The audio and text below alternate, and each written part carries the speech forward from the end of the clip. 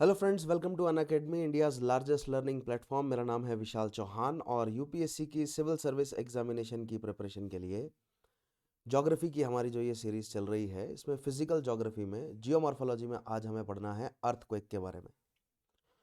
आज के सेशन को शुरू करने से पहले हमेशा की तरह स्टूडेंट्स को बताना चाहूँगा that make sure you watch each and every previous video.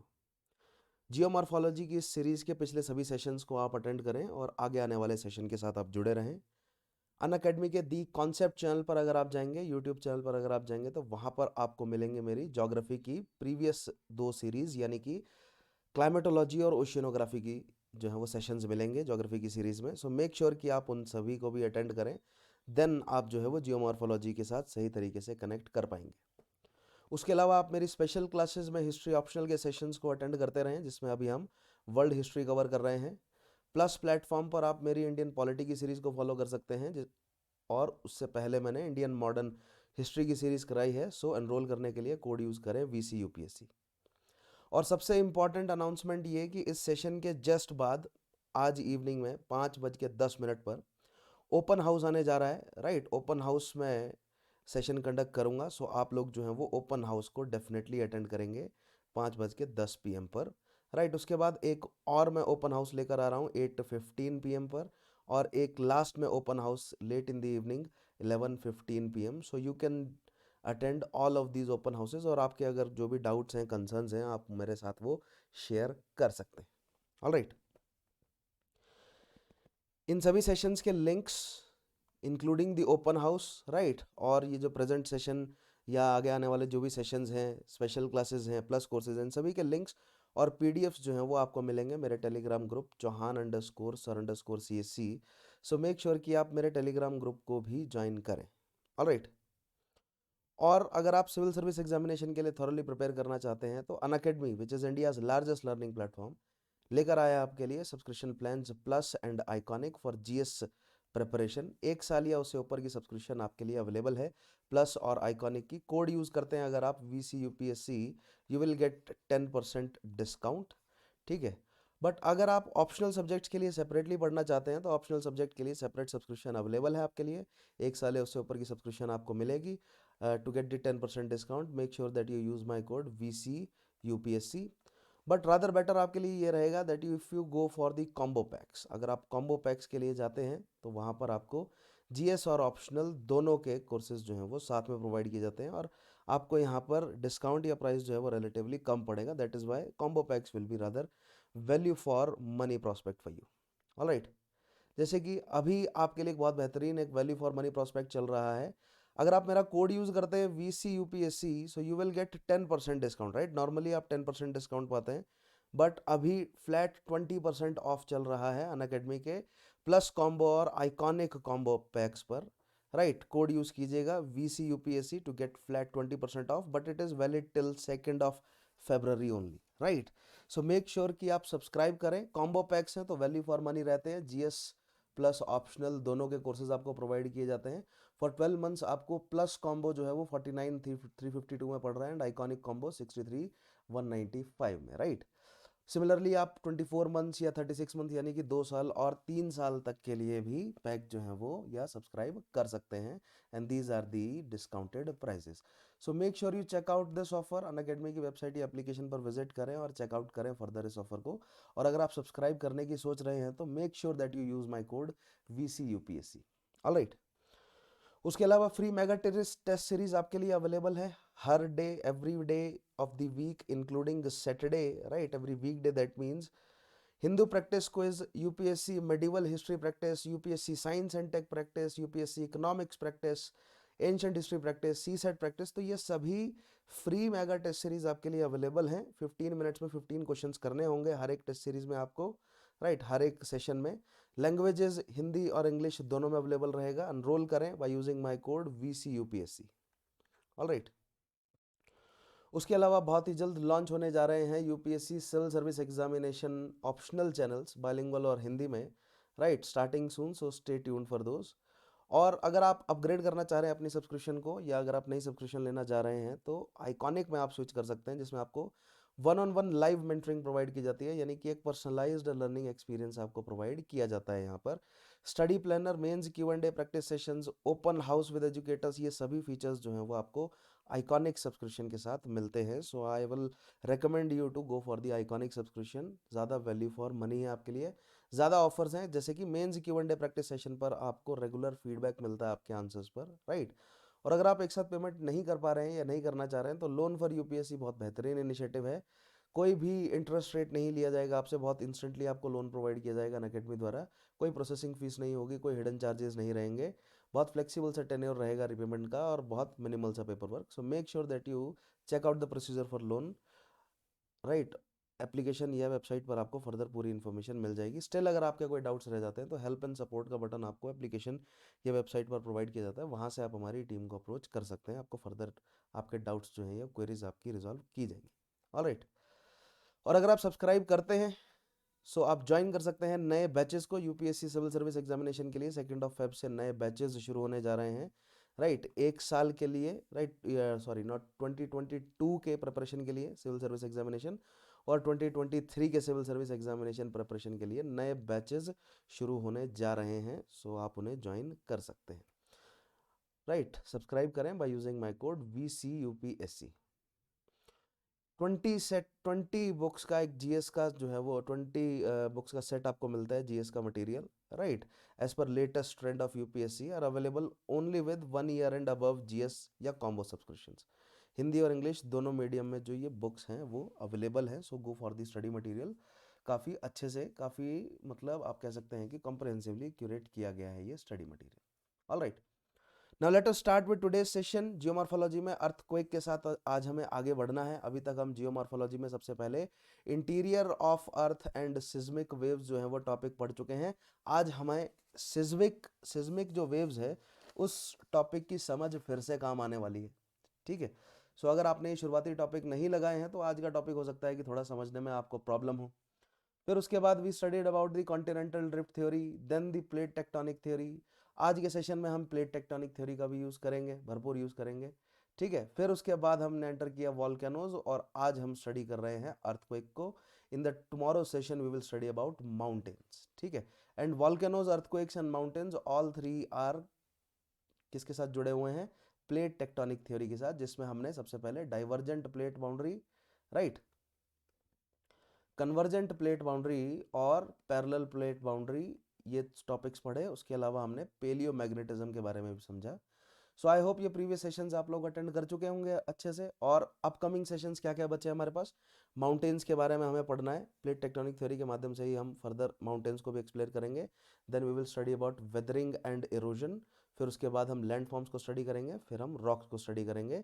इस तरह हमारा जियोमॉर्फोलॉजी कंप्लीट हो जाएगा। And then we will do world mapping, ठीक है। फिर हम वर्ल्ड मैपिंग करेंगे।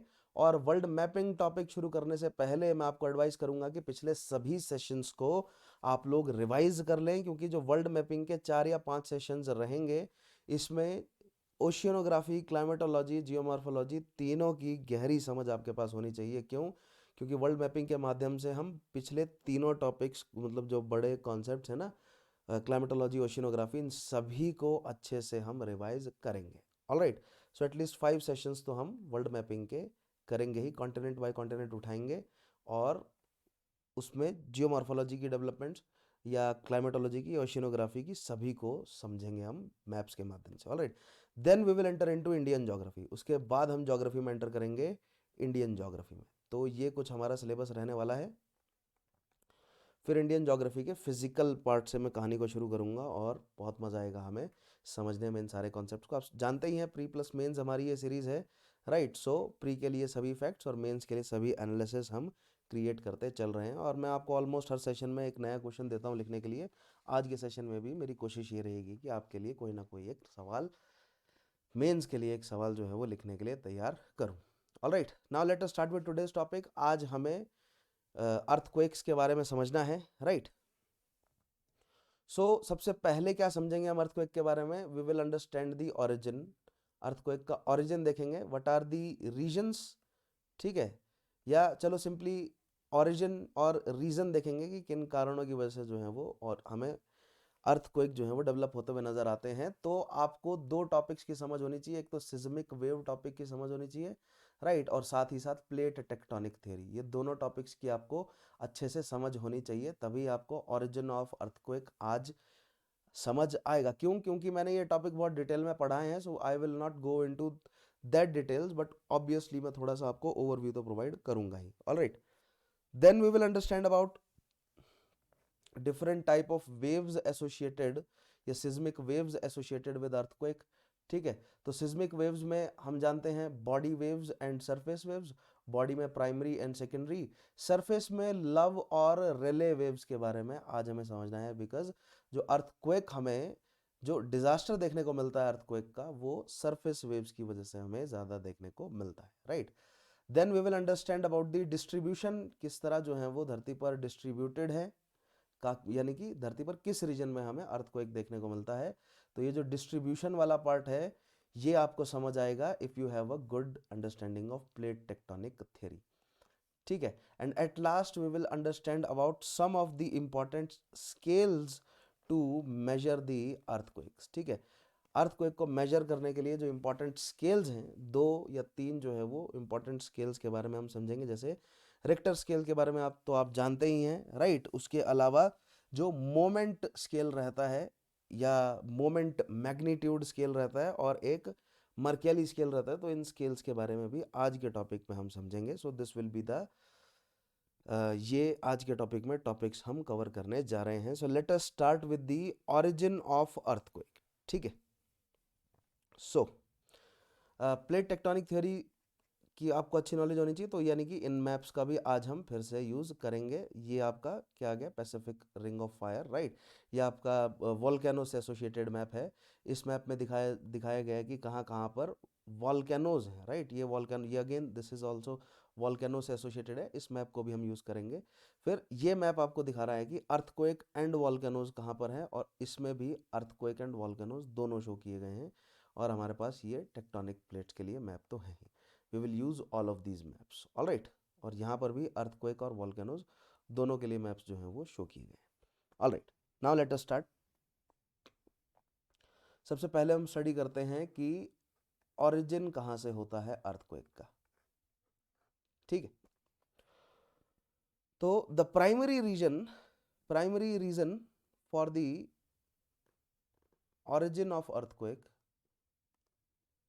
या चलो लेट्स फर्स्ट डिफाइन अर्थक्वेक। ठीक है, सो अर्थक्वेक बेसिकली क्या है, the vibrations in earth's crust. ठीक है, जो वाइब्रेशंस क्रिएट हो रही हैं in earth's crust is nothing but earthquake. ठीक है, क्वेक मतलब हिलना है ना, वाइब्रेट करना। तो अर्थ का वाइब्रेट करना, तो अर्थ की किस लेयर में, अर्थ के क्रस्ट में जो वाइब्रेशंस हो रही हैं उसे हम सिंपली क्या कहते हैं, अर्थक्वेक। ठीक है, बिल्कुल बेसिक डेफिनेशन है, कोई ज्यादा टिपिकल जो है वो नहीं है, राइट।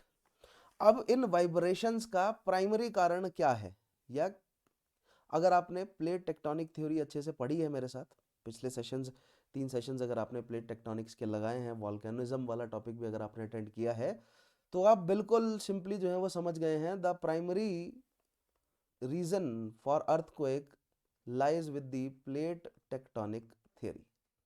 ठीक है, यानी कि जो टेक्टोनिक प्लेट्स हैं अर्थ की क्रस्ट के, ये लिथोस्फेरिक जो प्लेट्स हैं उनकी जो मूवमेंट है, 3 तरह की मूवमेंट है, राइट। इधर they will be converging, so where we have converging plate boundary, right, and where we have diverging plate boundary, as well as where we have parallel plate boundary, all of these 3 regions will have some earth मतलब some association with earthquake, या इस तरह put करें कि earthquake will be associated with all of these 3 type of plate boundaries। ठीक है, तो एक एक करके हम फिर से एक बार देख लेते हैं इन्हें, ठीक है, ताकि हमें रिवाइज हो जाए। सो कन्वर्जेंट प्लेट बाउंड्री के बारे में देखते हैं पहले।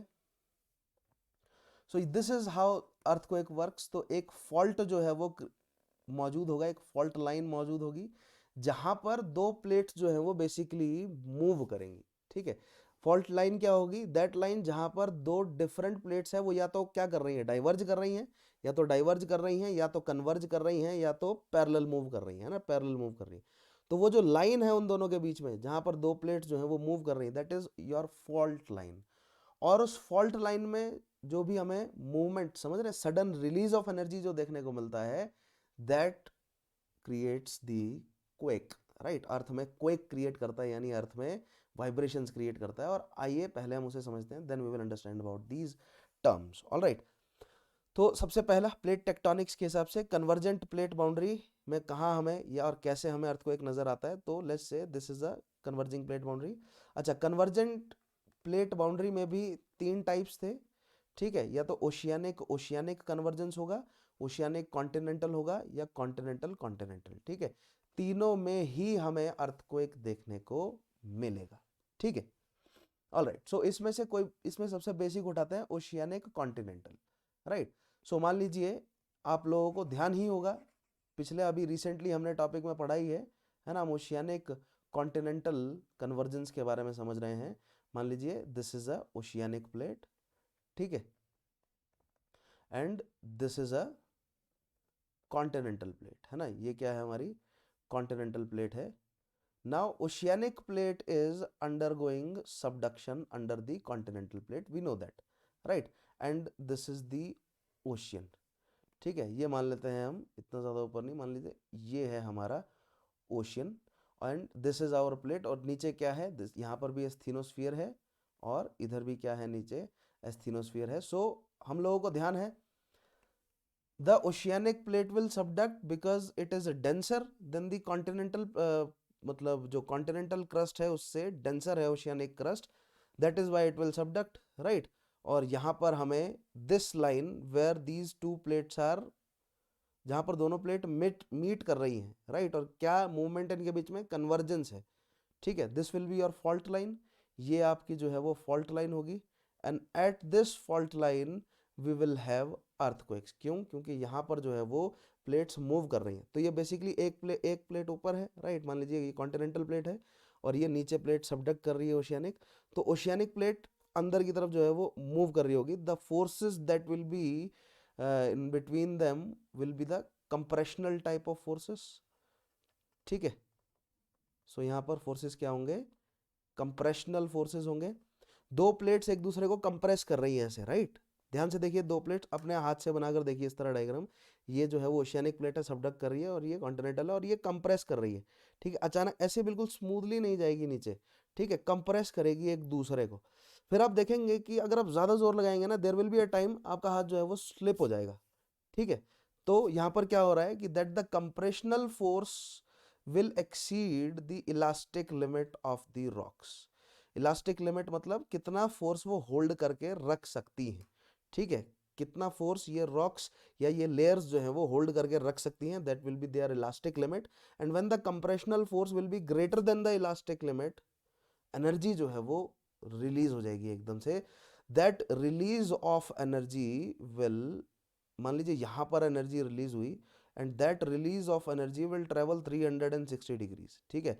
जैसे ही वो ओशियन को हिट करेगा, इट विल फॉर्म, यहाँ पर जो है वो ओशियन में सुनामी को क्रिएट करेगा, राइट। मान लीजिए इस तरह, and eventually it will reach the surface, ठीक है। इस तरह जो है वो जैसी ये सरफेस पे रीच करी, ये जो बॉडी में मूव कर रही है, दीज आर बॉडी वेव्स, है ना। ये कौन सी हैं, बॉडी वेव्स है। और बॉडी वेव्स हम जानते हैं are of two types, secondary and primary waves। Primary waves will be the first to reach the surface, and then secondary waves will reach, and these primary and secondary waves will then convert into body waves, and body waves are love and relay waves। तो आगे waves के बारे में समझेंगे जब waves next आज के session में नेक्स्ट टॉपिक जो पढ़ेंगे वेव्स। बट अभी हम ऑरिजिन समझ रहे हैं, ठीक है। सो कन्वर्जेंट प्लेट बाउंड्री में कैसे हो रहा है ऑरिजिन, देख रहे हैं आप, फॉल्ट लाइन है, there is a compressional force, due to this compressional force there will be a time where this compressional force will be more than the compressional force will be more than the elastic limit of the rocks, right। And when that happens, there will be a release of energy, and that release of energy will result into earthquake। And at the point at that point जहां पर ये रिलीज हुआ एनर्जी का, that point will be termed as the focus of earthquake, right. और इस point के जस्ट वर्टिकली ऊपर अर्थ की सरफेस पे जो पॉइंट होगा, that will be termed as the epicentre और द हाइपोसेंटर, ठीक है। This will be the epicentre और द हाइपोसेंटर, ठीक है। तो ये कुछ बेसिक टर्म्स हैं। और जो वेव्स रिलीज होंगी primary and secondary, they will travel 360 degrees. If those waves, if the magnitude of this earthquake on Richter scale is more than 7, these waves will create tsunami, right। अगर वो waves जो हैं वो, if the waves are generated, let's say earthquake यहाँ पर नहीं create हुआ, let's say fault line was somewhere here, right। अब जरूरी नहीं है कि जहां पर दो वेव्स जो है, जहां पर दो लेयर्स आपस में टकरा रही हैं, फॉल्ट लाइन केवल वहीं पर ही क्रिएट होगी, मान लीजिए, क्योंकि ये भी तो कंप्रेस हो रहा है ना, ठीक है। अब यहाँ पर इधर भी ये भी कंप्रेस हो रहा है, और समझ रहे हैं, कॉन्टिनेंटल भी है और ओशियनिक भी है, दोनों जो है वो कंप्रेस कर रहे हैं, तो कुछ ना कुछ फोर्स तो ये एरिया भी जो है वो महसूस कर रहा होगा, ठीक है। मान लीजिए यहाँ पर जो है वो कंप्रेशनल फोर्स इतना ज़्यादा हो गया इस रीजन में, इस रीजन में भी तो कंप्रेशनल फोर्स लग ही रहा होगा ना, ठीक है। यानी कि मान लीजिए ये हमारी क्या है, ये हमारी प्लेट है जो सबडक्ट हो रही है, ठीक है। ये प्लेट जो है वो कुछ यहाँ पर भी कंप्रेशनल फोर्स महसूस कर रही होगी, क्यों, क्योंकि इसको मूव करने में रेजिस्टेंस इधर से जो मिल रहा है, that resistance will also be, वो यहाँ कहीं भी जो है वो हमें फील हो रहा होगा, ठीक है, या इस प्लेट को फील हो रहा होगा। तो कहने का मतलब फॉल्ट जो है वो कहीं यहाँ पर भी क्रिएट हो सकता है। मान लीजिए इधर एक फॉल्ट लाइन क्रिएट हुआ, फॉल्ट लाइन क्या है, एक ऐसा पॉइंट जहाँ पर for case of compressional plate boundary, compressional for case of क्या बोलते हैं इनको, convergence plate boundary, compressional force जो है वो इलास्टिक फोर्स से या इलास्टिक लिमिट से ज्यादा हो गया, तो इधर भी रिलीज ऑफ एनर्जी हो सकता है। मान लीजिए इधर रिलीज ऑफ एनर्जी हुआ, तो the reason just above this, मान लीजिए इधर अगर रिलीज हुआ है, तो सरफेस पर जो रीजन होगा that will be the epicentre यहाँ पर, और इधर जो एनर्जी रिलीज होगी it will cause tsunami also, ठीक है। तो इस तरह हमें जो जापान वाला रीजन है, ठीक है, फिलीपींस इंडोनेशिया वाला रीजन है, वहाँ पर हमें सुनामीज नज़र आती हैं, ठीक है। सो इट डजेंट मैटर कि केवल जहाँ पर दो प्लेट्स कन्वर्ज कर रही हैं केवल वहीं पर ही हमें फॉल्ट लाइन देखने को मिलेगी। फॉल्ट लाइन जो है वो हमें दोनों साइड देखने को मिल सकती है। मान लीजिए ये हमारी कॉन्टिनेंटल प्लेट है, तो फॉल्ट लाइन हमें कहीं यहाँ पर भी डेवलप होती हुई नजर आ जाएगी, क्यों, क्योंकि दोनों को ही फोर्स जो है वो महसूस हो ही रहा है, कौन सा, कंप्रेशनल फोर्स, ठीक है। बट हमें इतना कंफ्यूज नहीं होना है, ठीक है, फॉल्ट लाइन कहाँ पर आ रही है कहाँ पर नहीं आ रही है, बट मैंने आपको समझा दिया कि दोनों साइड हो सकती है फॉल्ट लाइन, और एट द वेरी जंक्शन भी हो सकती है फॉल्ट लाइन, यहाँ पर तो हो ही सकती है, ठीक है। बट प्लेट्स के अदर पोर्शंस में भी फॉल्ट लाइन हो सकती है, क्योंकि वो भी इवेंचुअली फील कर ही रहे हैं compressional forces, alright. So for convergent plate boundary हमें कैसे अर्थक्वेक देखने को मिलता है, the compressional forces, when the compressional forces are greater than the elastic limit, there will be a sudden release of that sudden release of energy, right, या there will be a breakage in the plate, ठीक है। Force ज्यादा होगा तो क्या होगा, it will break ना, simply, right, the plates will break apart, right, there will be a sudden release of energy, and that sudden release of energy will travel in the form of waves. When they will travel in the interior of earth, they will travel in the form of body waves named as secondary and primary, and when they will travel on the surface of the earth, they will travel in the, again they will travel in the form of waves named love and relay waves. Is it is the surface waves, that is love and relay wave, that will create the damage on the surface, ठीक है। हमारे लिए earthquake क्या है, एक natural disaster है, और हमारे लिए अर्थक्वेक की जो एनर्जी रिलीज हो रही है, राइट, वो वेव में ट्रेवल हुई हो, तो कौन सी वेव डिजास्टर लेकर आती है, जो सरफेस पर ट्रेवल करेगी। सो जब वेव्स वाला पार्ट करेंगे तो वहां पर समझेंगे। सो दिस इज कौन सा वाला है, पहला टाइप, ठीक है। हमने देखा ना कि ओरिजिन में पहला प्राइमरी कारण क्या है, प्लेट टेक्टोनिक थ्योरी, और प्लेट टेक्टोनिक्स में सबसे पहला क्या है, कन्वर्जेंट प्लेट बाउंड्री, राइट। अब देखते हैं डाइवर्जेंट प्लेट बाउंड्री, इस डायग्राम पर आएंगे जब हम वेव्स के बारे में समझेंगे। डाइवर्जेंट प्लेट बाउंड्री की बात करें, ठीक है, मैं डीपीबी और सीपीबी लिख रहा हूं। अगर आप पिछले सेशंस जो हैं वो मेरे साथ अटेंड कर रहे हैं तो आप समझते होंगे, ठीक है। अच्छा एक और बात, कन्वर्जेंट प्लेट बाउंड्री दो और तरह की होती है, ठीक है। ये तो मैंने ओशियानिक कॉन्टिनेंटल बताई, बट ओशियानिक ओशियानिक और कॉन्टिनेंटल कॉन्टिनेंटल भी हो सकती है। तीनों केस में सेम ही रहेगा, ठीक है। फंडा क्या रहेगा, the compressional forces will be greater than the elastic limit, right, hence there will be breakage of, या there will be a sudden release of energy, and that sudden release of energy will travel in form of waves, and when those waves reach the surface they will be termed as Rayleigh and love waves, and those will create disaster, ठीक है। ये तो हम disaster की sense में बोल रहे हैं।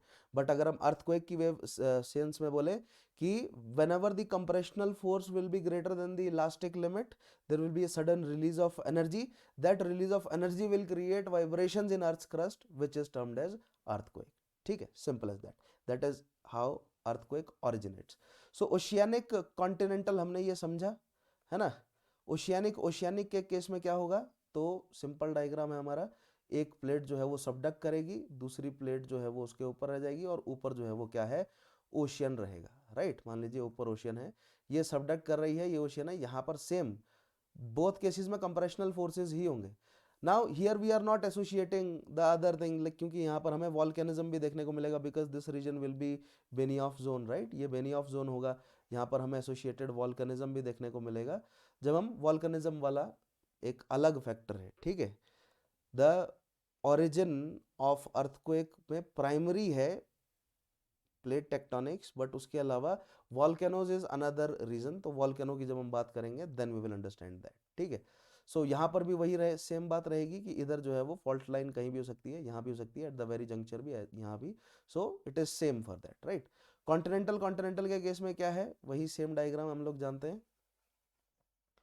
कॉन्टिनेंटल कॉन्टिनेंटल के केस में भी सिमिलर है, बट उस केस में क्या होगा कि दो कॉन्टिनेंटल प्लेट्स होंगी, मान लीजिए this is also a continental plate, और ये ऊपर भी कॉन्टिनेंटल प्लेट है, ज़्यादा सबडक्ट जो है वो नहीं करेगा ये, इधर दोनों साइड, इधर भी कंप्रेशनल फोर्स लग रहा है, इधर भी कंप्रेशनल फोर्स लग रहा है, फोल्ड माउंटेन इधर भी बन रहे होंगे, फोल्ड माउंटेन इधर भी बन रहे होंगे, राइट, और कभी भी एनर्जी जो है वो रिलीज हो सकती है, इसका एग्जाम्पल है हिमालयस, ठीक है। ओशियानिक ओशियानिक जो कंप्रेशन होता है, ठीक है, इसका एग्जाम्पल हमें देखने को मिलता है लाइक ओशियन के अंदर, लाइक फिलीपीन जो आइलैंड बने हैं, है ना, जो फिलीपीन प्लेट है यूरेशियन प्लेट से टकरा रही है, वहाँ पर फिलीपीन आइलैंड्स बन गए हैं, तो ये राइट ओशियानिक कॉन्टिनेंटल की बात करें तो जो जब इंडिया जो है वो इंडिया की प्लेट टकरा रही थी यूरेशियन प्लेट से, या पैसिफिक प्लेट जब यूरेशियन प्लेट से टकरा रही है, ये सब एग्जांपल्स हैं जहाँ पर हमें आइलैंड फॉर्मेशन देखने को मिला है, बट वो हम पहले कर चुके हैं। ये हम लैंड फॉर्म्स करेंगे तो आइलैंड्स कैसे बने, फिर से हम प्लेट टेक्टोनिक को उठा लेंगे,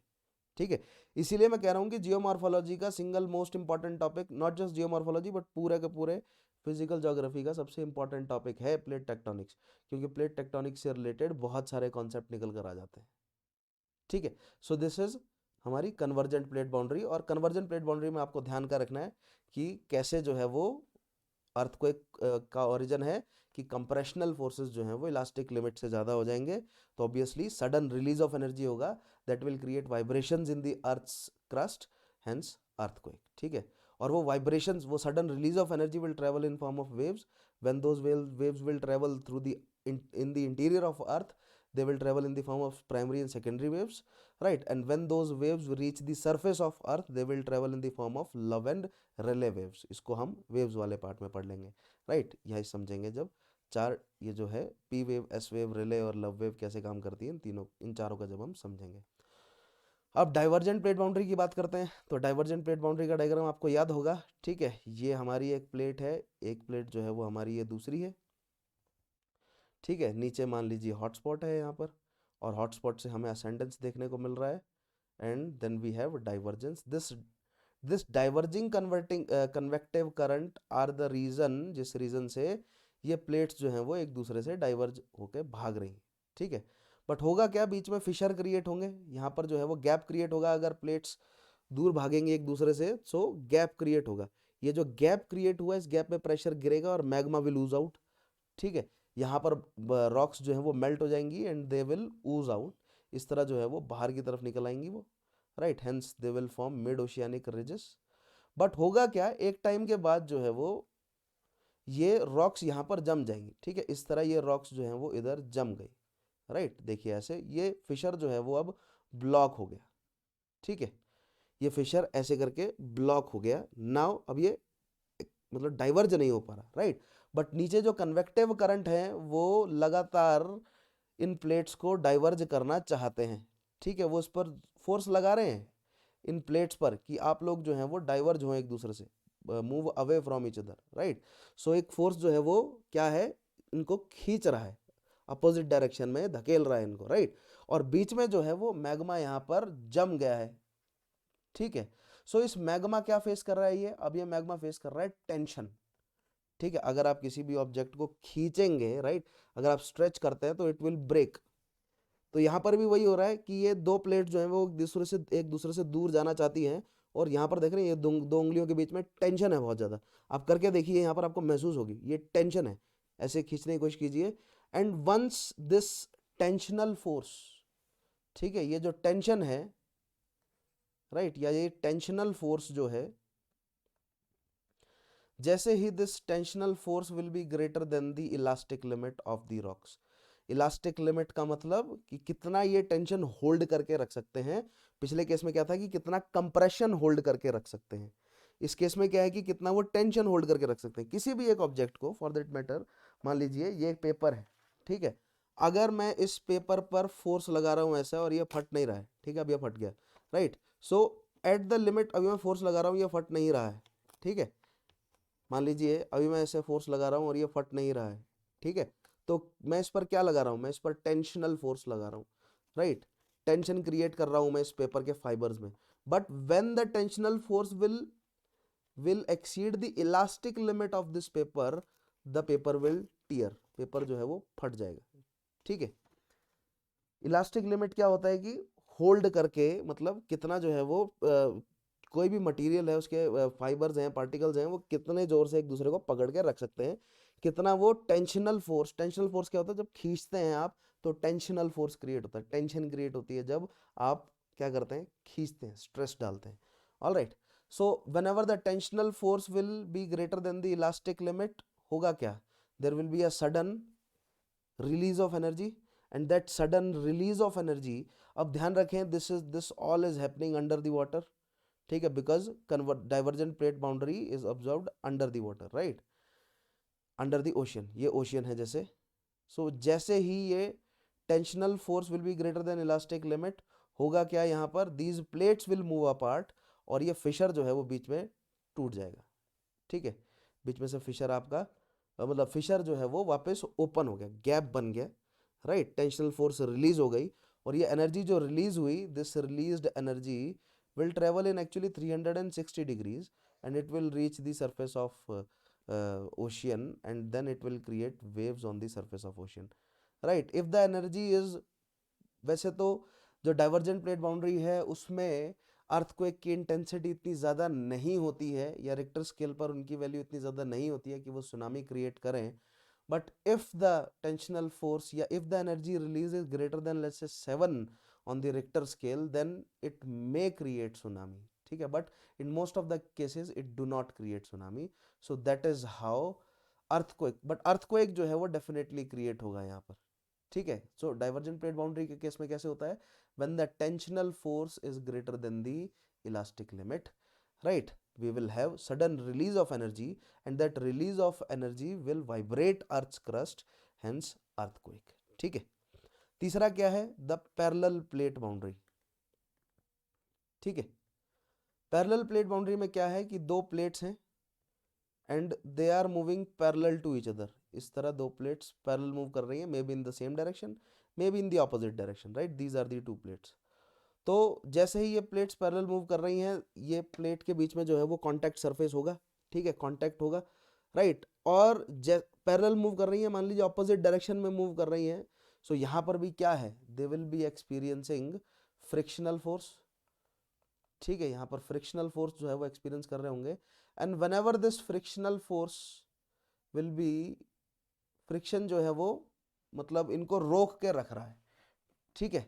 और when ever this force will be greater then the, whenever the force that is created due to the opposite movement is greater than friction, ठीक है, या लिमिट जो होगी इनकी, थ्रेश होल्ड लिमिट जो होगी, जो भी फोर्स इनके बीच में लग रहा है, यानी कि ऑपोजिट डायरेक्शन में जो ये मूव कर रही हैं, whenever it will be greater then the limit, है ना, जो थ्रेशोल्ड लिमिट है, ये जो फ्रिक्शनल लिमिट है, राइट, जो भी फ्रिक्शनल लिमिट है, यानी कि ये रॉक्स कितना फ्रिक्शन जो है वो होल्ड करके रख सकती हैं, राइट।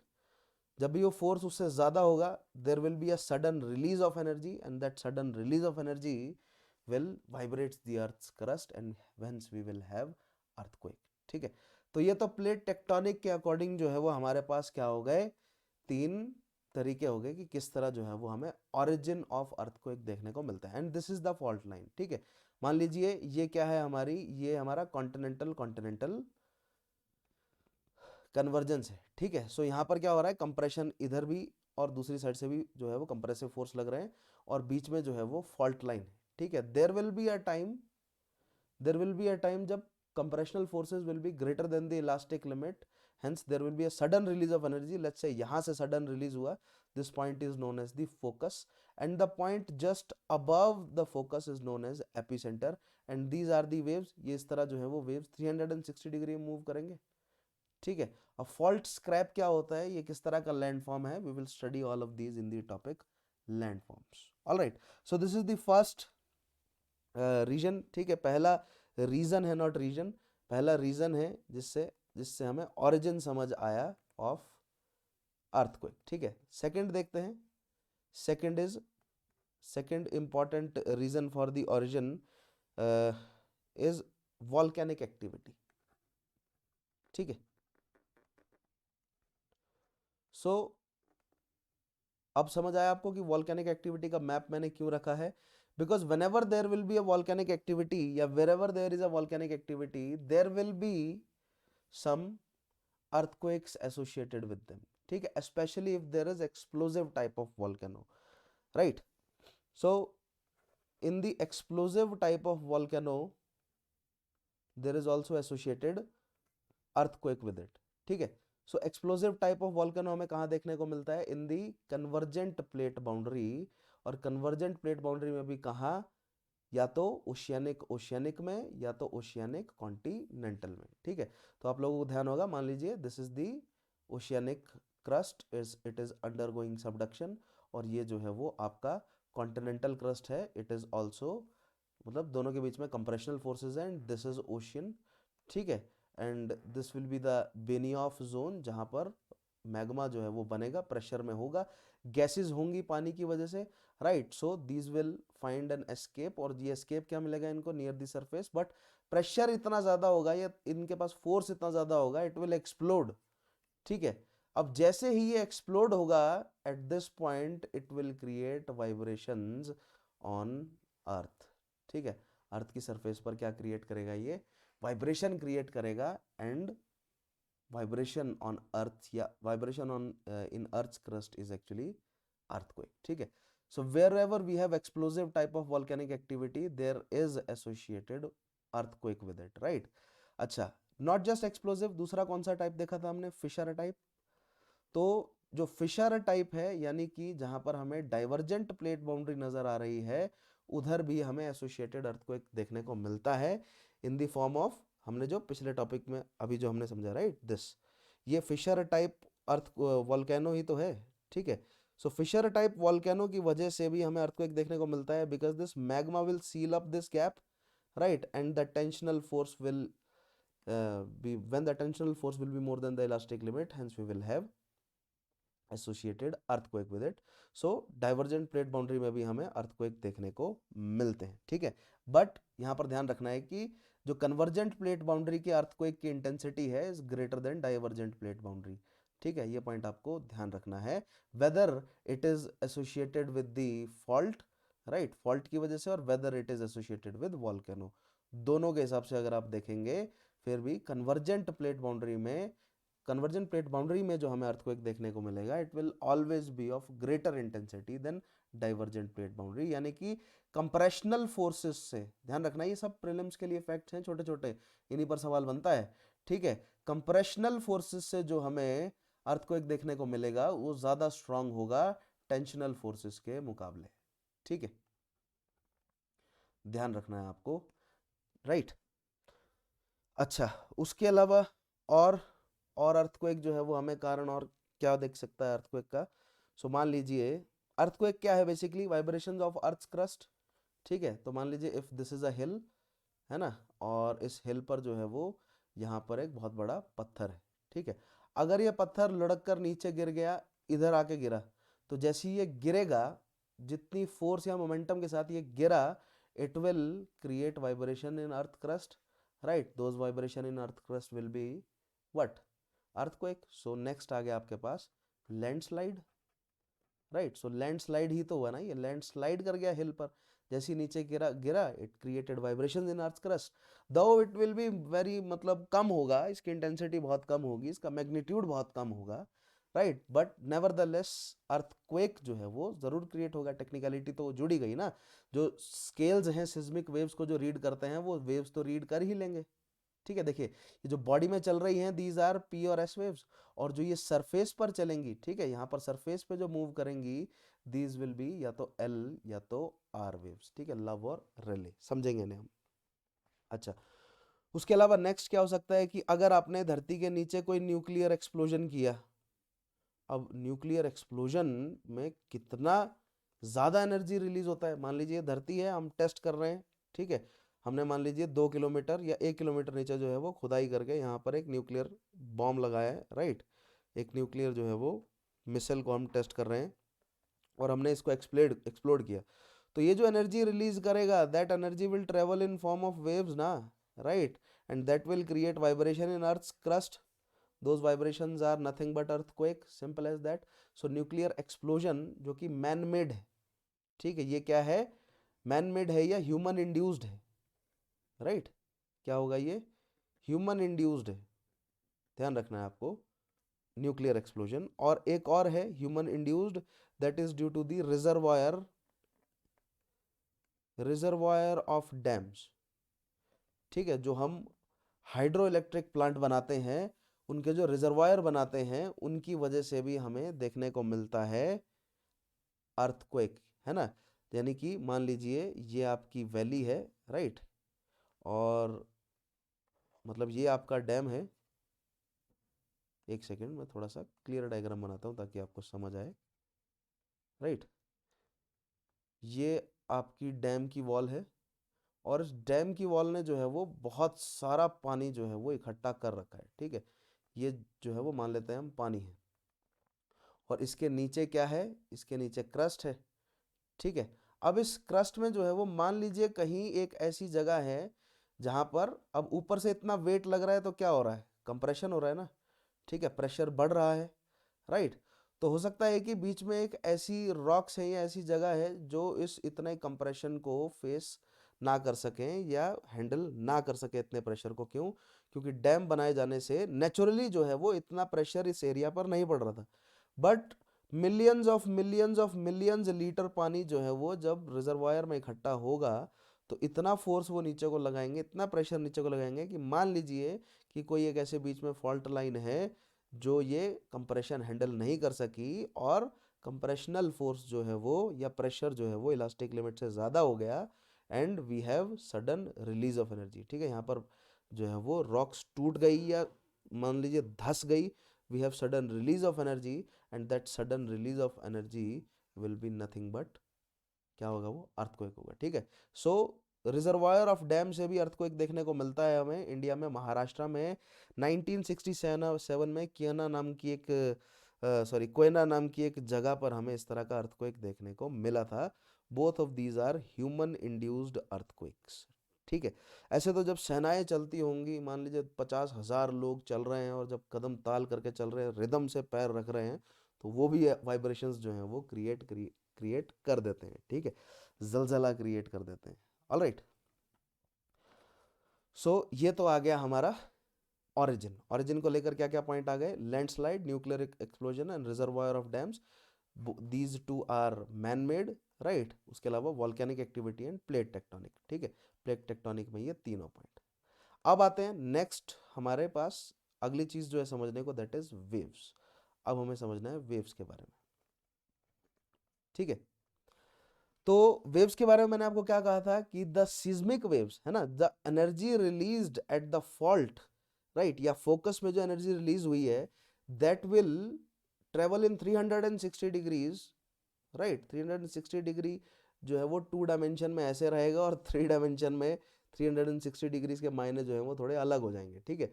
सो 360 डिग्रीज में ट्रेवल कर रही है इन 3 डायमेंशंस, हर जगह ट्रेवल कर रही है, मतलब around, right. And when it will travel, energy travel कर रही है ना, and energy will travel in the form of waves, ठीक है।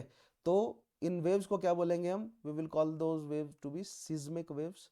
और सिस्मिक वेव्स जो हैं वो दो तरह की होंगी, when they will travel through the body of earth या interior of earth, and when they will travel at the surface of अर्थ।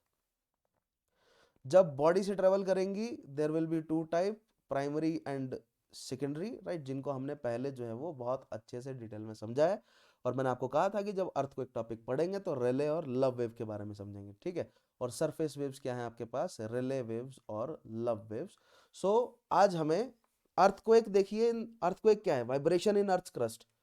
वो वाइब्रेशन किस वजह से है, जो एनर्जी रिलीज हुई वो वाइब्रेशन क्रिएट कर रही है, and that released energy travels in form of waves, ठीक है। बट हमें वो वेव्स कहाँ महसूस होती है, धरती की सरफेस पर, ठीक है। हमारे लिए अर्थक्वेक नेचुरल डिजास्टर कहाँ पर है, धरती की सरफेस पर।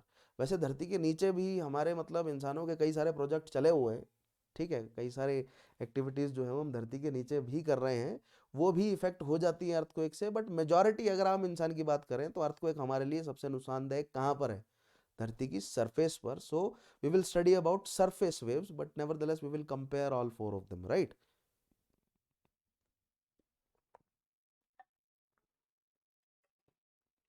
Alright, so let us see कि क्या है इन वेव्स के बारे में पॉइंट्स।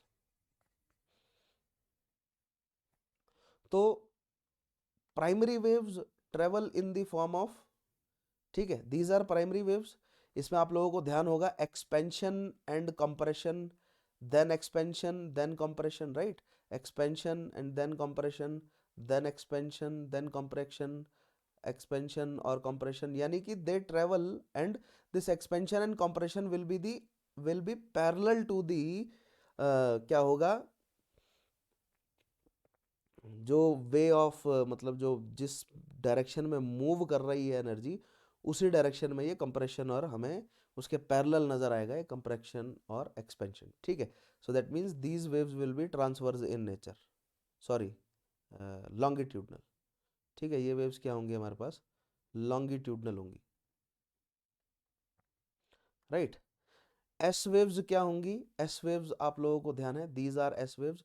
पार्टिकल जो है वो, यहाँ पर पार्टिकल क्या कर रहा है, in case of P waves याद होगा आपको, इफ दिस इज दी मतलब direction of propagation of energy, the particles will move to and fro parallel to the direction of propagation of energy. in case of s waves, the particle, if this is the direction of propagation of energy, the particles will move perpendicularly up and down, right, perpendicularly up and down, perpendicularly up and down, hence creating a wave, ठीक है। एक wave create करेंगे इस तरह, sinusoidal wave create करेंगे, we will call that wave to be a transverse wave, ठीक है। तो ये ट्रांसवर्स वेव के फॉर्म में ट्रेवल कर रही है। अब बात करते हैं रिले और लव वेव के बारे में, ठीक है, love wave and Rayleigh wave के बारे में। So love waves are also transverse waves, ध्यान रखना है आपको, love waves are also transverse wave. तो कौन कौन सी सवाल प्रीलिम्स के लिए बन सकता है, कौन कौन सी सिस्मिक वेव्स ट्रांसवर्स वेव्स हैं, तो love wave and S waves are transverse wave. Difference इतना है कि on the surface of earth, ठीक है, जैसे ही हम सरफेस ऑफ अर्थ पर आ गए, मान लीजिए ये अर्थ की सरफेस है, and this is the direction of propagation of energy now, right, it is on the surface of earth. Transverse के केस में क्या था, the movement of particle is up and down, but in case of let's say 3 dimension में अगर मैं बनाऊं, ठीक है, now this is the case of, this is the surface of earth, ये सरफेस ऑफ अर्थ है, ठीक है। In case of love wave, now the movement of particle will be perpendicular to the movement of the energy, right, या propagation of the wave, but this time they will also be, they will on the surface of earth, movement of particle will be on the surface of earth, ठीक है, इस तरह होगा to and fro, sorry हाँ to and फ्रो होगा, ठीक है, particle. सो wave जो है वो किस तरह मूव करेगी ऑन द सरफेस ऑफ अर्थ, कुछ इस तरह, राइट। मान लीजिए कुछ इस तरह जो है वो वेव ट्रेवल कर रही है, यानी कि इफ ये धरती है, ये धरती की सरफेस है, राइट, और वेव जो है वो सामने को ट्रेवल कर रही है, तो जो पार्टिकल हैं धरती पर वो रॉक्स किस तरह मूव करेंगे, रॉक्स इस तरह मूव करेंगी, ठीक है, इस तरह मूव करेंगी रॉक्स, मतलब साइड बाय साइड मूव करेंगी on the surface. This is the surface of earth, right, this is the surface of earth, ध्यान से देखिए, this is the surface of earth, ये वाला, right, and the particles are moving on the surface of earth, particle are moving side by side, right, इस तरह side by side move कर रहे हैं, और आगे की तरफ ऐसे, मतलब सांप की तरह, सांप देखते हैं आप कैसे चलता है, आगे की तरह, ठीक है, तो इस तरह जो है वो वेव आगे की तरह, आगे की तरफ चल रही होगी, सीधा सरफेस पर चल रही होगी, और इस वजह से लव वेव्स जो है वो बहुत ज्यादा नुकसान क्रिएट करती है। क्यों? क्योंकि ये बिल्डिंग्स को ऐसे हिलाती है, जैसे ही लव वेव ट्रेवल करेगी किसी रीजन से, तो बिल्डिंग को ये साइड बाय साइड हिलाएंगी, और अगर मान लीजिए नींव मजबूत नहीं है, या अकॉर्डिंग टू मतलब गाइडलाइंस नहीं बनी है, राइट, तो मान लीजिए ये फाउंडेशन है और इसके ऊपर जो पिलर लगे हैं, साइड बाय साइड हिलेगा तो फाउंडेशन रह जाएगी नीचे और ये पिलर टूट जाएंगे, राइट, फाउंडेशन ऐसे रह गई और ये पिलर टूट जाएंगे, मान लीजिए जैसे ऐसे हिलाए ना साइड बाय साइड, पिलर जो है वो ऐसे टूट गए और बिल्डिंग गिर जाती है। लव वेव्स इसीलिए सबसे घातक है, रिले और लव में से लव वेव ज़्यादा खतरनाक है, ठीक है।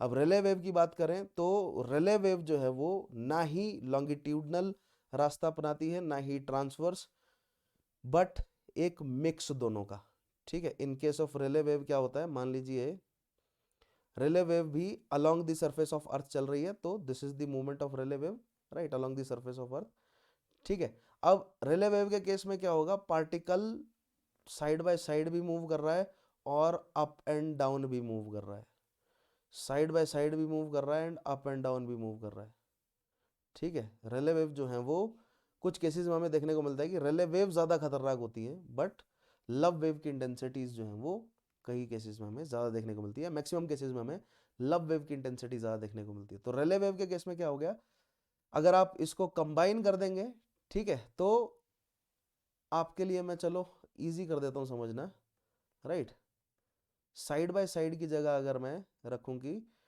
टॉप और बॉटम मतलब अप एंड डाउन भी हो रहा है, और along the propagation of wave, ठीक है, बैक एंड फोर्थ भी हो रहा है, टॉप एंड डाउन भी जा रहा है particle, and along the propagation of wave back and fourth भी है ना, टॉप एंड डाउन भी and along the propagation of wave back and fourth भी। सो अगर इसको आप इफेक्टिवली देखें तो एक इलिप्टिकल वे में पार्टिकल्स जो हैं वो, या अर्थ की सरफेस जो है वो इलिप्टिकल वे में इस तरह गोल गोल मूव करती हुई जाएगी, राइट, इस तरह गोल गोल मूव करती हुई जाएगी, though we will observe a sinusoidal wave, ठीक है। अगर आप इसे कंबाइन कर देंगे, ठीक है, we will observe a sinusoidal wave, इस तरह की वेव हमें देखने को मिलेंगी, बट पार्टिकल केवल अप एंड डाउन नहीं जा रहे हैं, ठीक है, बैक एंड फोर्थ भी जा रहे हैं पार्टिकल, राइट। सो इस वजह से हमें किस तरह का वेव नेचर देखने को मिलता है, तो आप कहेंगे एक इलिप्सॉइड मूवमेंट ऑफ पार्टिकल है, या इलिप्सॉइड जो है वो टाइप ऑफ वेव्स हमें देखने को मिलती हैं, though they will appear to be sinusoidal, like S wave की तरह अपीयर हो रही है ना, ठीक है, दिस इज साइनोसाइडल ना, रिले वेव भी साइनोसाइडल की तरह अपीयर करेंगी, बट इन रिले वेव के केस में पार्टिकल जो है वो up and down and back and forth दोनों मूव कर रहा है। लव वेव के केस में क्या है, साइड बाय साइड मूव कर रहा है, राइट, इस तरह साइड बाय साइड मूव करेगा, ऐसे मूव करेगा, ठीक है। रिले वेव के केस में क्या है, अप एंड डाउन भी कर रहा है, और बैक एंड मतलब फ्रंट एंड बैक भी कर रहा है, और अप एंड डाउन भी कर रहा है, तो इफेक्टिवली देखेंगे तो रोल कर रही है धरती ऐसे, ठीक है, इस तरह रोल करती हुई जाएगी वेव धरती की सरफेस पर। तो ये भी नुकसानदायक होता है, बट ज़्यादा नुकसान जो है वो हमें जान माल का लव वेव की वजह से देखने को मिलता है, ठीक है। So these are the different type of waves and the some of the facts associated with them that can be asked in prelims, ठीक है। as far as velocity of these waves is concerned, so velocity की बात करें तो primary wave की सबसे ज्यादा है, then secondary wave, then love wave and then Rayleigh wave, ठीक है। ये वेलोसिटी का ट्रेंड है इनमें, ठीक है। अगर एम्पलीट्यूड की बात की जाए, राइट, सो जो सरफेस वेव्स हैं उनकी वेलोसिटी कम है लेकिन एम्पलीट्यूड ज़्यादा है, इसलिए नुकसान भी ज़्यादा करते हैं। ठीक है, एम्पलीट्यूड का मतलब क्या हुआ? फॉर केस ऑफ, देखिए मान लीजिए हम लेते हैं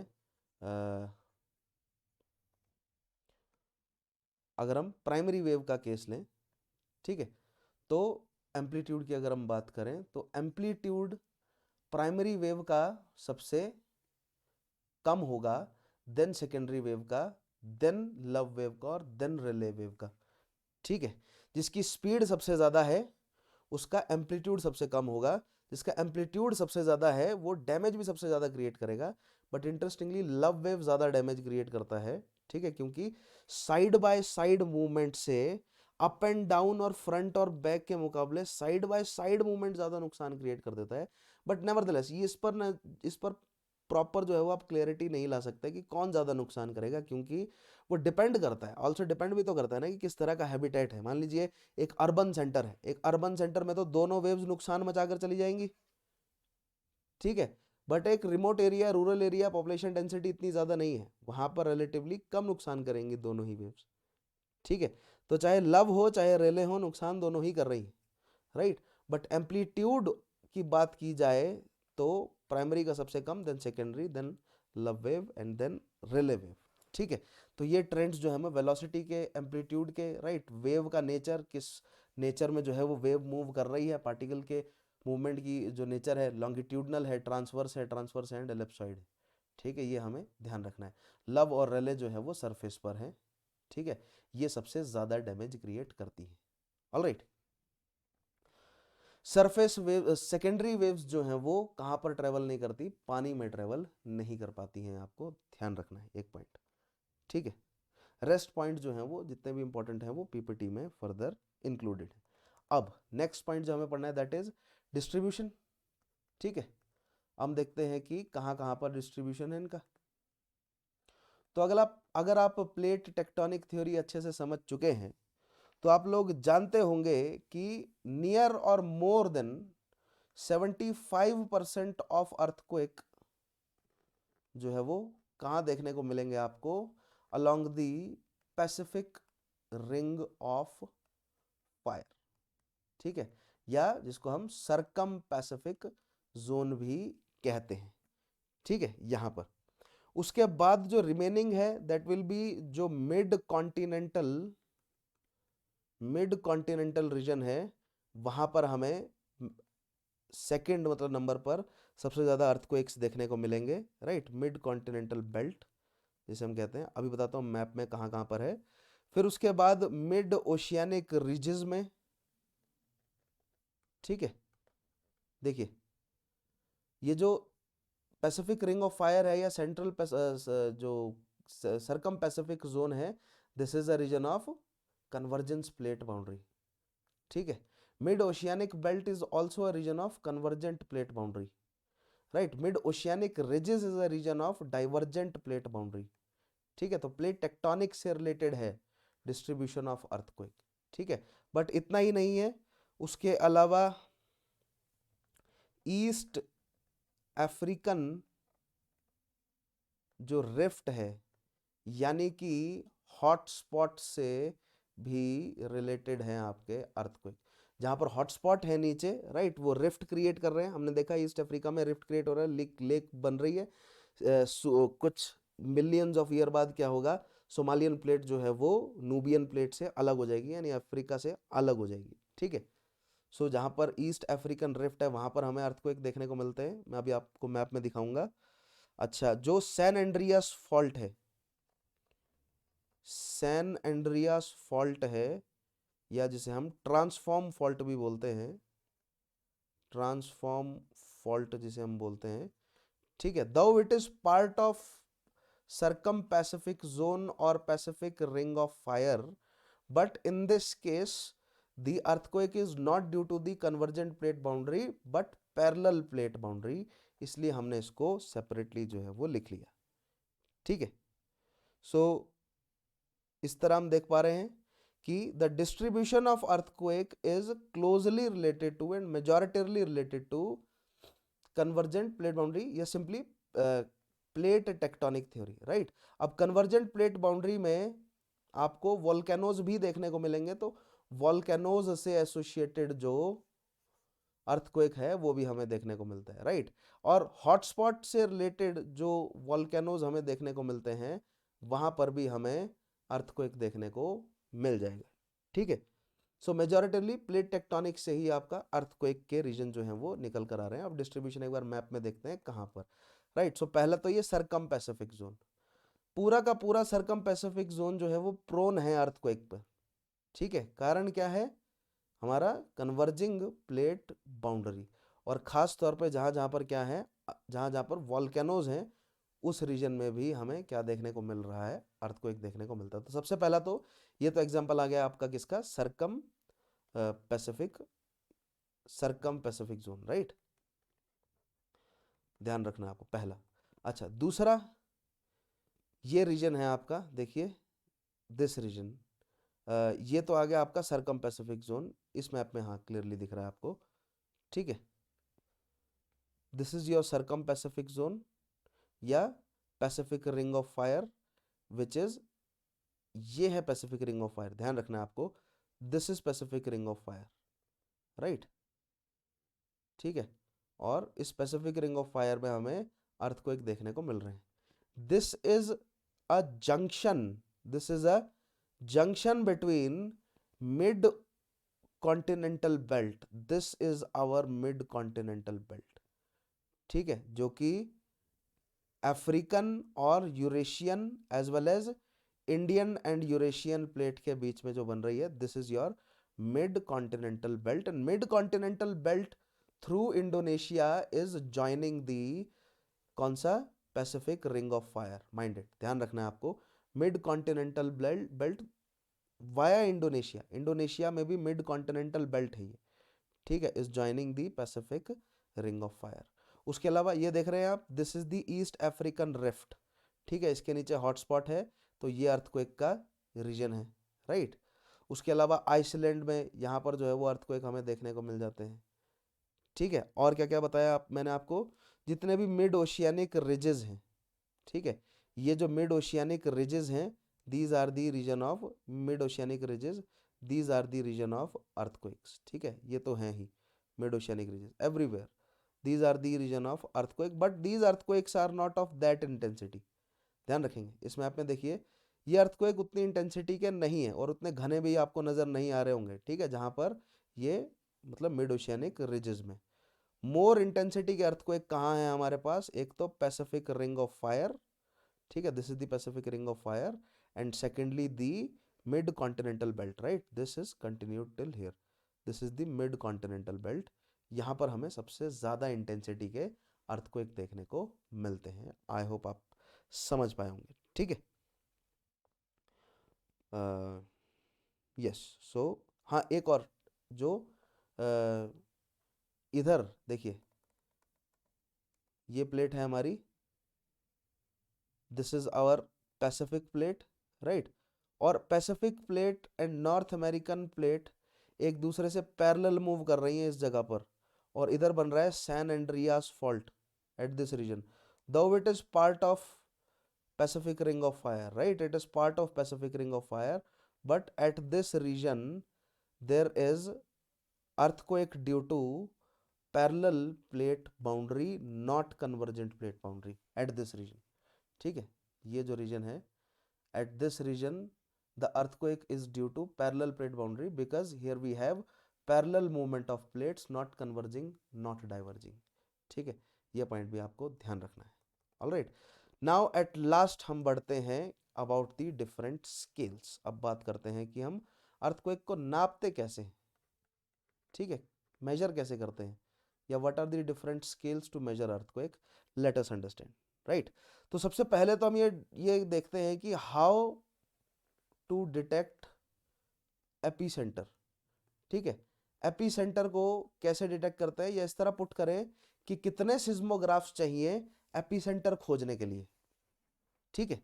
अब मान लीजिए कि ये एक बड़ा रीजन है, राइट, और इस रीजन में हर एक कोने में अर्थक्वेक जो है वो महसूस हुआ लोगों को, राइट, हर जगह हर एक कोनों तक जो है वो जो लोग हैं उनको अर्थक्वेक महसूस हुआ, ठीक है। और इस रीजन में हमने सिस्मोग्राफ लगाए हुए हैं, ठीक है। तो अब हम देखते हैं कि हमें एपिसेंटर खोजना है कि इस रीजन में एपिसेंटर कहाँ है, राइट। अब मान लीजिए यहाँ पर एक सिस्मोग्राफ है और ये सिस्मोग्राफ ये कहता है कि मेरे आसपास 200 किलोमीटर के, है ना, ये सिस्मोग्राफ क्या कह रहा है, मान लीजिए यहाँ पर सिस्मोग्राफ है और ये कह रहा है कि मेरे आसपास 200 किलोमीटर के रीजन में कहीं ना कहीं एपिसेंटर मौजूद है। ये मैंने रीड किया, ये सिस्मोग्राफ कह रहा है, ठीक है। अच्छा, एक और दूसरा सिस्मोग्राफ है, राइट। वो कह रहा है, वो अलग रीडिंग दे रहा है, वो कह रहा है कि मेरे आसपास, कहने का मतलब ये है कि वो रीडिंग दे रहा है ऐसी सिस्मोग्राफ, राइट। वो रीडिंग दे रहा है कि मेरे आसपास 100 किलोमीटर के रीजन में कहीं ना कहीं अर्थक्वेक हमें देखने को मिला है, ठीक है। ये अलग रीडिंग दे रहा है, ये कह रहा है कि 100 किलोमीटर के रीजन में ऐसे अर्थक्वेक देखने को मिला है। तो देयर विल बी 2 पॉइंट्स, दो ऐसे पॉइंट होंगे जहां पर एपिसेंटर जो है वो हो सकता है, ठीक है। वो 2 पॉइंट क्या होंगे, या तो ये पॉइंट जहां पर इस सिस्मोग्राफ से दूरी 200 किलोमीटर होगी और इस सिस्मोग्राफ से दूरी मान लीजिए 100 किलोमीटर, ठीक है। या तो ये पॉइंट होगा जहां पर इस सिस्मोग्राफ से दूरी 200 किलोमीटर है और इस सिस्मोग्राफ से 100 किलोमीटर है। बट अभी भी हमारे पास एक क्लियर जो है वो एपिसेंटर की वैल्यू नहीं आई है, ठीक है। वहीं पर ही एक तीसरा सिस्मोग्राफ था, वो ये कह रहा है कि यार मेरे आसपास से ना 50 किलोमीटर की दूरी में कहीं ना कहीं अर्थक्वेक आया है, ठीक है। 50 किलोमीटर के रेडियस में अर्थक्वेक आया है, ठीक है। तो अगर आप तीसरा पॉइंट भी जोड़ देंगे तब जाकर आपको जो है वो मिलेगा epicentre.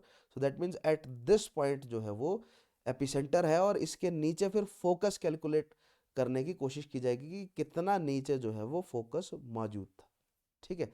So that means at least 3 या 3 से ज्यादा सिस्मोग्राफ्स की जरूरत पड़ती है किसी भी एपिसेंटर को खोजने के लिए, ठीक है। तो ये सवाल आपने मैथमेटिक्स क्लास 9th में करे भी होंगे, इनका यूज जो है वो सिस्मोग्राफी में हो रहा है, ठीक है। अच्छा, अब बात करते हैं स्केल्स की, किस तरह के स्केल्स जो हैं वो हमें रिक्वायर्ड हैं। तो अर्थक्वेक नापने के जो स्केल्स हैं बेसिकली 2 तरह के स्केल्स हैं, या चलो अर्थक्वेक का मेजर जो है वो हम 2 तरीके से करते हैं। अर्थक्वेक का अगर हम मेजरमेंट कर रहे हैं तो क्या मेजर करते हैं, 2 चीजें मेजर करते हैं। पहला हम मेजर करते हैं अर्थक्वेक का मैग्नीट्यूड, ठीक है। दूसरी चीज मेजर करते हैं हम अर्थक्वेक की इंटेंसिटी क्या थी, ठीक है। मैग्नीट्यूड का मतलब यह है कि कितनी एनर्जी का अर्थक्वेक था, ठीक है, कि कितनी एनर्जी रिलीज हुई थी फॉल्ट से या फोकस से, या कितनी एनर्जी भरी हुई थी इस अर्थक्वेक में, या कितनी एनर्जी रिलीज हुई है। तो अर्थ मैग्नीट्यूड का मतलब यह है कि एनर्जी रिलीज्ड कैलकुलेट करते हैं, ठीक है, या मेजर करते हैं। और इंटेंसिटी का मतलब यह है कि जो रिलीज्ड एनर्जी है वो कितना डैमेज क्रिएट कर सकती है। इंटेंसिटी में हम क्या नापते हैं कि डैमेज कितना क्रिएट किया। तो आप समझ ही गए कि मान लीजिए अगर शहरी क्षेत्र है, अर्बन एरिया है, राइट, तो मान लीजिए अगर 5 है रिक्टर स्केल पर वैल्यू, है ना, मैग्नीट्यूड की वैल्यू अगर 5 है रिक्टर स्केल पर, तो उस अर्थक्वेक की इंटेंसिटी जो है वो ज्यादा होगी एक अर्बन सेंटर में एज कंपेयर टू एक रिमोट एरिया में। क्यों? क्योंकि रिमोट एरिया में जान माल का नुकसान उतना ज्यादा नहीं होगा जितना एक अर्बन सेंटर में होगा उस अर्थक्वेक से। मान लीजिए 5 नहीं 7 कर लेते हैं, 7 में थोड़ा सा सीरियस हो जाता है अर्थक्वेक, ठीक है। 7 इंटेंसिटी का, 7 जो है वो मैग्नीट्यूड का अर्थक्वेक है, तो उसकी इंटेंसिटी जो है वो रूरल एरिया में कम होगी और अर्बन एरिया में ज्यादा होगी। तो इंटेंसिटी में हम मेजर करते हैं कि कितना डैमेज क्रिएट करने की क्षमता ये रखता है। सो इंटेंसिटी के लिए हमारे पास जो है वो अलग अलग वैल्यूज आएंगी, for rural area different, for urban area different, ठीक है। बट मैग्नीट्यूड जो है वो सेम रहने वाला है, चाहे वो किसी भी रीजन के लिए आप कैलकुलेट कर रहे हो, ठीक है। मैग्नीट्यूड नापने के लिए हमारे पास 2 तरह के स्केल हैं। सबसे पहला तो आपने सबसे बेसिक स्केल सुना ही होगा, रिक्टर स्केल, ठीक है। और रिक्टर स्केल जो है वो सबसे पुराना स्केल है, राइट। और अभी तक भी रिक्टर स्केल ही की वैल्यूज जो है वो सबसे ज़्यादा कॉमन है, या मान लीजिए कहीं पर भी अर्थक्वेक आता है तो आम जनता को रिक्टर स्केल के बारे में पता है, राइट। तो हम रिक्टर स्केल की वैल्यू ही पब्लिश करते हैं। बट रिक्टर स्केल के ऊपर जो है वो अब डेवलपमेंट हो चुकी है, जिसको बोला जाता है मोमेंट मैग्नीट्यूड स्केल, ठीक है। That is a development over Richter scale. Theoretically दोनों मतलब ऑलमोस्ट जो है वो सिमिलर तरीके से काम करते हैं, but moment magnitude scale is a development over Richter scale, ठीक है, to measure the magnitude of the earthquake. And intensity measure करते हैं हम मर्केली स्केल से, मर्केली स्केल। और मर्केली स्केल में वैल्यूज होती हैं 1 से लेकर 12 तक, ठीक है। अब मर्केली स्केल मैंने आपको बताया ना, इसकी वैल्यूज जो हैं वो अर्बन रीजन्स के लिए अलग, अर्बन रीजन्स में भी अलग अलग होता है कि मेट्रोपॉलिटन के लिए अलग, लेस डेंस सिटीज के लिए अलग, इसलिए हमने अलग अलग टीयर्स में सिटीज को बांटा गया है, टीयर 1 सिटीज, टीयर 2 सिटीज। खैर वो एक अलग मेजर है, बट पॉपुलेशन डेंसिटी के हिसाब से इंटेंसिटी जो है वो वेरी करती है, ठीक है। बट रिक्टर और मोमेंट मैग्नीट्यूड स्केल जो है वो हमें वैल्यू देते हैं कि कितना एनर्जी जो है वो अर्थक्वेक कैरी करके बैठा है, ठीक है। तो दोनों में सिमिलैरिटी देखते हैं, तो ये चाहे रिक्टर हो चाहे मोमेंट मैग्नीट्यूड स्केल हो, both provide us the magnitude of the earthquake, पहली चीज तो यही है, ठीक है। और बोथ की वैल्यूज जो है वो मोर और लेस सेम ही आती है, बट डिफरेंस क्या है, या सिमिलैरिटी देख लेते हैं चलो। Both scales are logarithmic scales, logarithmic scales. Logarithmic scales का मतलब आपको मैथमेटिकल सेंस में इतना डीप में नहीं जाना है, बट मैं आपको सिंपल सी वैल्यू बताता हूँ, मतलब बताता हूँ लोगैरिथमिक स्केल का। That means for increase of every one value, increase of every one value, the क्या कह सकते हैं आप, the energy released is 32 times more. तो अगर कभी आपने सुना होगा कि 5 रिक्टर स्केल का जो है वो 5 रिक्टर स्केल मैग्नीट्यूड का अर्थक्वेक आया, 6 रिक्टर स्केल मैग्नीट्यूड का अर्थक्वेक आया, 7 रिक्टर स्केल मैग्नीट्यूड का अर्थक्वेक आया, तो इसका मतलब ये है कि 5 से 6 रिक्टर स्केल मैग्नीट्यूड का जो अर्थक्वेक है वो उससे 32 टाइम्स ज्यादा स्ट्रांग था, ठीक है। 5 से 7 रिक्टर स्केल का मैग्नेट अर्थक्वेक जो है वो 32 टाइम्स 32, यानी कि ऑलमोस्ट 1000 टाइम्स ज्यादा जो है वो, in fact even more than that, इतना ज्यादा जो है वो इंटेंसिटी का अर्थक्वेक था, ठीक है। ये है लॉगरिथमिक स्केल का मतलब। अब आपको थोड़ी सी सिचुएशन की ग्रेविटी समझ आई ना। तो 5 से 6 और 6 से 7 दो पॉइंट्स रिक्टर स्केल में चेंज हुए, एंड सेम गोज फॉर क्या बोलते हैं इसको, जो मोमेंट मैग्नीट्यूड है, बट एनर्जी जो है वो 1000 टाइम बढ़ गई। दैट मीन्स अगर आपने कहीं सुना होगा कि 5 रिक्टर स्केल का भूकंप आया है, या कहीं 7 रिक्टर स्केल का आया, तो 7 रिक्टर स्केल वाला 5 वाले से ऑलमोस्ट 1000 गुना ज्यादा एनर्जी लेकर बैठा हुआ था, ठीक है। तो ये दोनों में कॉमन पॉइंट है कि दोनों जो है वो लोगैरिथमिक स्केल्स हैं, और एक value to be exact it is 31.6, ठीक है। हर एक जो है वो वैल्यू में 31.6 टाइम्स जो है वो एनर्जी बढ़ जाती है, ठीक है।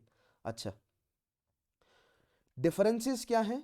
डिफरेंसेस अगर मैं आपको बताऊं रिक्टर स्केल, वैसे इतना डिटेल में आपसे कोई पूछेगा नहीं, बट चलो मोमेंट मैग्नीट्यूड और रिक्टर स्केल के बारे में थोड़ा बहुत और हम पॉइंट देख लेते हैं। Richter scale measures the highest amplitude, जो भी एनर्जी रिलीज हुई है वेव के फॉर्म में ट्रेवल करेगी, जो भी वेव ट्रेवल कर रही है ना, उसका हाईएस्ट एम्पलीट्यूड जो होगा वो कैलकुलेट करती है वो, ठीक है, वो मेजर करता है। फिर उस हाईएस्ट एम्पलीट्यूड के हिसाब से कैलकुलेट की जाती है कि एनर्जी कितनी रिलीज करी है इसने, ठीक है। दैट इज रिक्टर स्केल, वो है 1 2 3 4 5, ठीक है। तो क्या कैलकुलेट करता है, हाईएस्ट एम्पलीट्यूड है ना, कुछ इस तरह अगर वो वेव्स, मतलब मान लीजिए ऐसे वेव्स बना रहा है, राइट। सो जो हाईएस्ट एम्पलीट्यूड है वो कैलकुलेट किया रिक्टर स्केल ने, और इस हायर एम्पलीट्यूड के हिसाब से एनर्जी कैलकुलेट करी हमने कि उस अर्थक्वेक की एनर्जी जो है वो कितनी थी, राइट। बट जो मोमेंट मैग्नीट्यूड है वो ना ही केवल हाईएस्ट एम्पलीट्यूड ही नहीं, बट रेस्ट बाकी जितने भी लोएस्ट चाहे मिडल एम्पलीट्यूड हो सभी के हिसाब से एनर्जी बताता है। And not just that, frequency भी बताता है ये, ठीक है, कि उस वेव्स की फ्रीक्वेंसी क्या है। इन सब को कैलकुलेट करके वो फिर जो है वो मैग्नीट्यूड की वैल्यू देता है। सो this is the development over Richter scale, the development of moment magnitude scale, कि ये केवल हाईएस्ट एम्पलीट्यूड ही नहीं, बाकी जो एम्पलीट्यूड है, लोएस्ट है, मिड रेंज एम्पलीट्यूड है, एज वेल एज किस फ्रीक्वेंसी से आ रहा है, इन सभी को कैलकुलेट करके फिर जो है वो अर्थक्वेक की मैग्नीट्यूड की वैल्यू देता है, right, which is more accurate. So आप ध्यान रखेंगे, सवाल ये बन सकता है कि इन दोनों में से ज्यादा एक्यूरेट कौन है, तो जो मोमेंट मैग्नीट्यूड है इट इज मोर एक्यूरेट, ठीक है। तो आमतौर पर पहले तो रिक्टर स्केल पर ही वैल्यू दी जाती थी, आजकल मोमेंट मैग्नीट्यूड पर दी जाती है, बट दोनों की वैल्यूज इतना क्लोज आती हैं, मोमेंट मैग्नीट्यूड की और रिक्टर स्केल की, कि हम मतलब पब्लिश जब भी सरकार पब्लिश करती है तो रिक्टर स्केल के हिसाब से ही करती है, या मेजॉरिटी लोग जो है वो रिक्टर स्केल की वैल्यू ही मानते हैं उसे, बट एक्चुअली प्रेजेंट टाइम में जो है वो मोमेंट मैग्नीट्यूड स्केल की वैल्यूज निकल कर आती है, ठीक है। तो ध्यान रखना है आपको, कहीं आपको मोमेंट मैग्नीट्यूड स्केल दिया हो तो आप कंफ्यूज ना हो, सिमिलर वैल्यू है, ठीक है, ये ऑलमोस्ट सिमिलर वैल्यू है to Richter scales. All right, so that is all for earthquake से रिलेटेड और जो पॉइंट्स कभी अगर निकल कर आएंगे we will eventually cover those in form of questions, most important questions या प्रीवियस ईयर क्वेश्चंस को जो हम डिस्कस करेंगे तो वहां पर हम इंक्लूड कर लेंगे फर्दर पॉइंट्स, राइट, और ये आपके लिए अवेलेबल है पीपीटी के फॉर्म में, राइट। सो आप इन्हें पढ़ लीजिएगा। Tectonic earthquakes, volcanic earthquakes, collapse earthquakes, explosion earthquake, reservoir induced, ठीक है, मैग्नीट्यूड और इंटेंसिटी में डिफरेंस, ठीक है। आफ्टर शॉक्स क्या है, आफ्टर शॉक्स एक अच्छा कॉन्सेप्ट है। मान लीजिए एक प्लेट जो है वो क्या हुआ, मतलब डिस्फॉर्म हो गई, राइट, वो डिस्फॉर्म हुई, अब उसके पास कोशिश ये करेगी प्लेट की वो वापस अपनी प्लेस पर आए, ठीक है। अगर वो वापस अपनी प्लेस पर आती है तो एक बार फिर से मूवमेंट होगा रॉक का, फिर से एनर्जी रिलीज होगी, that is termed as after shock, ठीक है। तो पढ़िएगा इसको भी, अच्छा कॉन्सेप्ट है। Cause of earthquake, tectonic cause देखा हमने, राइट, वॉल्केनिक कॉज भी देखा, hydrostatic pressure and anthropogenic causes भी देखे, राइट। इम्पैक्ट ऑफ अर्थक्वेक में लैंड फॉर्म चेंजेस हो जाते हैं, ठीक है, लिक्विफेशन एंड लैंडस्लाइड्स हमें देखने को मिलती हैं, सुनामी देखने को मिलती है, physical and psychological effect, right, आज भी 2004 की सुनामी छोड़िए, लेकिन उसके अलावा जो भूकंप आए हैं, इनफैक्ट कांगड़ा में 1908 में, if I am not wrong, yes 1908 में शायद जो है वो अर्थक्वेक आया था। हमारे बुजुर्ग आज तक उसकी कहानी सुनाते हैं कि कांगड़ा पूरा बर्बाद हो गया था। मेरे बुजुर्ग सुनाते हैं कि हमारी फैमिली में भी कुछ लोग जो हैं वो उनकी मतलब मृत्यु हो गई थी उस अर्थक्वेक में, तो बहुत भयंकर अर्थक्वेक आया था। तो कहने का मतलब एक लॉन्ग टर्म असर जो है वो छोड़ जाता है लोगों पर, राइट। ग्लोबल डिस्ट्रीब्यूशन ऑफ, और एक बहुत भयंकर हजार्ड है, राइट, नेचुरल डिजास्टर है जिससे डील करना जो है वो बहुत मुश्किल है, क्योंकि ये अकस्मात आता है, पता नहीं चलता, अचानक से आ जाएगा। तो इससे डील करने का सबसे बेसिक तरीका क्या है कि आप प्रिकॉशन लें, ठीक है। तो इसीलिए सरकार ने क्या बनाया हुआ, सरकार ने जो है वो नॉर्म्स क्रिएट करी हैं कि घर बनाना है तो उसमें थोड़ा बहुत आपको अर्थक्वेक प्रूफिंग टाइप जो है वो करनी पड़ेगी। लाइक हिमाचल में क्या गाइडलाइंस हैं कि आप जो है वो 2.5 स्टोरीज से, यानी कि 2 स्टोरीज और उसके ऊपर एक एटिक, इससे बड़ा जो है वो आप रेजिडेंशियल मकान नहीं बना सकते, क्योंकि हिमालयस जो है वो अर्थक्वेक प्रोन जोन है ना, क्या है, कन्वर्जेंट प्लेट बाउंड्री है, किस तरह की है, कॉन्टिनेंटल है, and it is very prone to earthquake, और हाई इंटेंसिटी अर्थक्वेक यहाँ पर आ सकते हैं। All right, so thank you for watching this video. Make sure that you subscribe this channel and hit the notification bell to get the PDF. Make sure that you join my telegram group Chauhan_sir_CSE. Like the video, do share these videos and also use my code VCUPSC. बहुत ही important, बहुत ही interesting जो है वो अभी offer आपके लिए available है। Definitely join the open house, right, definitely join the open house. अभी 5:10 पर ओपन हाउस जो है वो आएगा, और मेक श्योर कि आप उसे ज्वाइन जरूर करें। ऑलराइट, यहाँ पर मैं सेशन को करता हूँ खत्म, मिलते हैं अगली वीडियो में। नेक्स्ट वीडियो में हम माउंटेन्स के बारे में समझेंगे, तब तक के लिए अपना ध्यान रखिए, take care, have a nice day.